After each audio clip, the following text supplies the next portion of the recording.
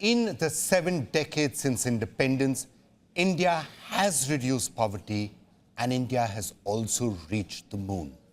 Now, India is on the moon and India's former colonizer is not. India is the first country to land on the lunar South Pole, and it has done so on a budget of less than $80 million. That's a tribute to Indian scientists, not a gift from any so-called non-existent foreign aid. And if some people don't like it and they're not taking it too well, well, too bad. For more on that, I'm now being joined by Alexander Clarkson, political analyst and founder of Global Political Insight think tank. Alexander, it seems that something dramatic happens in India. India lands on the moon, and suddenly there's a lot of commentary, especially out of Britain. Oh, why do we give foreign aid to a country that's being able to land on the moon? And it's somewhat bemusing when you look at the actual fact. There's really not much foreign aid coming into India from Britain to start with. At least we can't seem to find any. Where is all of this chatter coming from? Is it really a big deal there in Britain?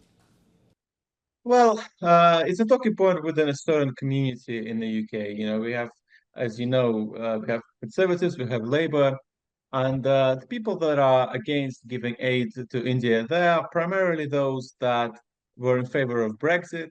They were in favor of essentially using the money for the benefit of British people.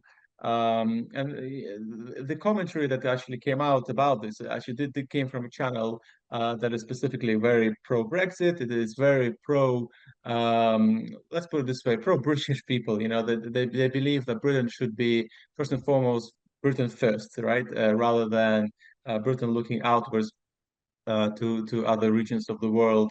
So I would say that it's an issue that has been prominent in the UK, but let's put it this way: it's not breaking news as such in the country.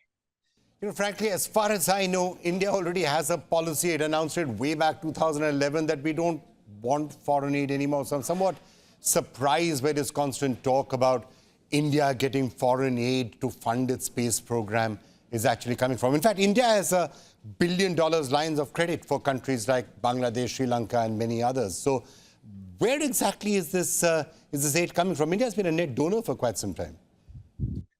I would say so. I think it's important to remember that, in my view, the aid that Britain gives to India, it's also part of the national interest for the UK.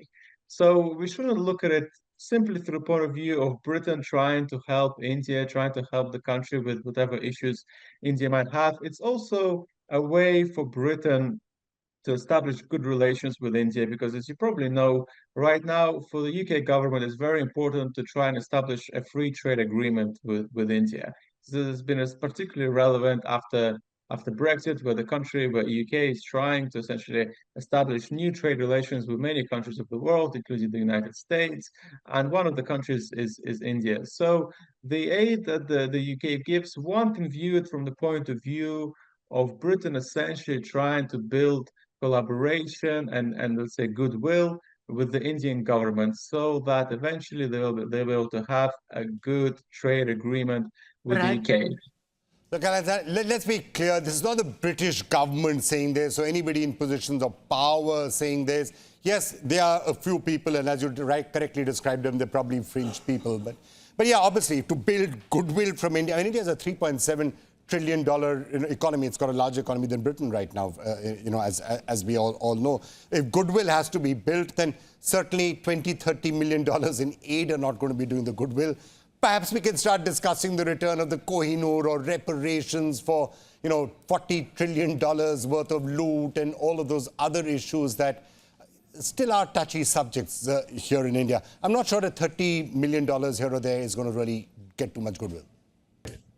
Yeah, I mean, you're right. Especially, we have to remember that I think it was back in 2013, if I'm not mistaken. It doesn't really matter exactly the year. That the UK government said that they would stop aid to India completely by 2015. So they were going to end aid altogether. It was supposed to be zero by 2015. But over the past, let's say, 7 or 8 years, they continue to give some aid. But again, this aid should be more viewed like an investment, from my point of view. You know, it's not. There was a report that came out. I believe it was this year. It was a watchdog report that basically tracked how this aid is used in India, and they found that essentially it made very, very little impact on issues that should matter, right? Whether it's poverty reduction, health, education, and so on. It had very little impact on these areas. It was more to do with establishing trade and investment and business, etc. So I don't even know how much we can really call this aid. Yeah. Again, it's more like a transaction really between the UK and India. All right, Alexander, I think that's perfectly reasonable and fair enough. Look, let's face it, there are, I guess, cranks in every country. But in this particular case, whoever these fringe elements are and these presenters are and these publications are, they've touched a lot of very, very raw nerves, as you've probably been able to figure out by now. Thank you so much for joining us.